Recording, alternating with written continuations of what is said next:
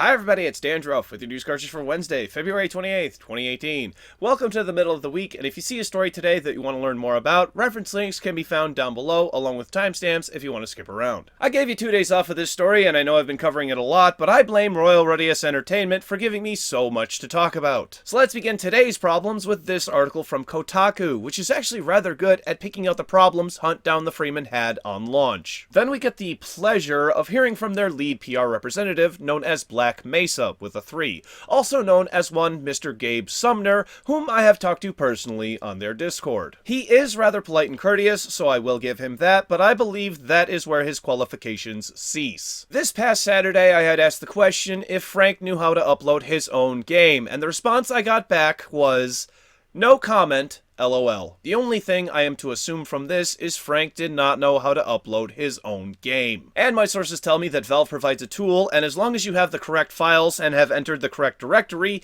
anyone with access can upload them with ease. The reason why they had to wait for their programmer was more than likely, in my opinion, because he was the only one who didn't struggle with uploading files." So back to the Kotaku article. Black Mesa then reveals the team has been working to resolve the issues on launch, and the quote, "real game" is coming on Monday, March 5th. My responding question to that statement is, if the real game, your words not mine, is coming on Monday, does that mean people were sold a fake game? If one is real, what does that make the other? What I really mean to say is this translates to this is not good PR at all. Finally, I had some questions about the soundtrack, which seemed to be absent on launch, so I asked if it was even included, and the answer I got back was, quote, "I don't know." How does the lead PR person not know if something so simple as the soundtrack was included on launch? I cannot wait to see the real game on March 5th if they could possibly hold to their release date.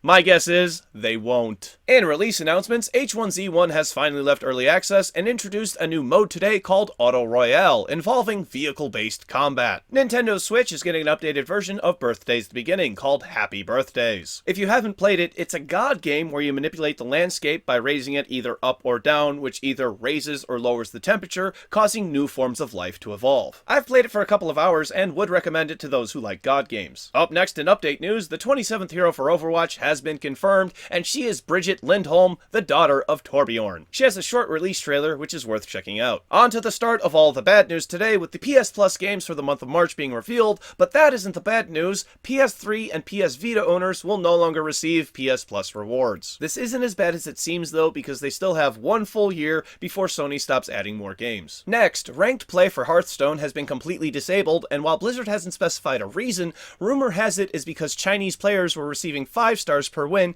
instead of 1. No word yet on when this will be fixed. If you're still playing Demon's Souls, From Software has taken down the online servers. It's really okay though. Demon's Souls released back in 2009, and it's just a matter of time before all games eventually go offline. Next, Nintendo has removed the ability to leave game reviews directly on their website. You may be asking yourself, when the heck did they start doing that? The answer to that is a few days ago, and while Nintendo says this was a trial, nothing indicated this was a trial run before Nintendo pulled it. No word either on if the feature will return or why they pulled it so soon. For our last bit of bad news, the Bartlet Jones Supernatural Detective Agency, directed by Twisted Metal's David Gaff, is shutting down. The studio is best known for the game Drawn to Death. Finally today, Crytek CEO Savat Yurli has stepped down. This is expected to be quite a loss, so in honor of this, we will go through a list of his most recent achievements since Crytek's financial problems began. Number 1, the crunching dinners of 2013. Number 2, failing to pay employees on time in 2014, referring to them as impatient and emotional. Number 3, receiving emergency funding from Amazon in 2015. Number 4, closing studios and failing to pay employees on time in 2016. Number 5, sold their Warface IP to a Russian website and the Crytek Black Sea studio to Sega in 2017. And finally, number 6, suing Cloud Imperium Games for not using CryEngine in 2018. As you can clearly see, a change in leadership is the last thing Crytek needs, and we here at News Cartridge wish them the best. His brothers Anvi and Faruk will be taking over the company. This announcement comes just a day after a joint filing between Crytek and CIG detailing all of the facts of the case, requesting a trial by jury on July 16th, 2019.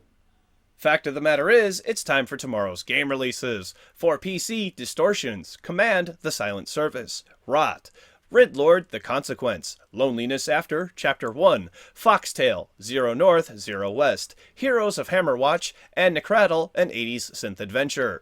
For PlayStation 4, SEUM, Speedrunners from Hell, Bridge Constructor Portal, Bulb Boy, and ACA Neo Geo, Shock Troopers, Second Squad. For Xbox One, ACA Neo Geo, Shock Troopers, Second Squad. For Nintendo Switch, Totes the Goat, Guilt Battle Arena, Malacca, Detention, Subsurface Circular, Paper Wars, Cannon Fodder, A Whole New World, Arcade Archives, Star Force, ACA Neo Geo, Sengoku 2, Damascus Gear, Operation Tokyo, Little Triangle, Packet Queen, Hashtag, A Normal Lost Phone, and Poisoft, Thud Card.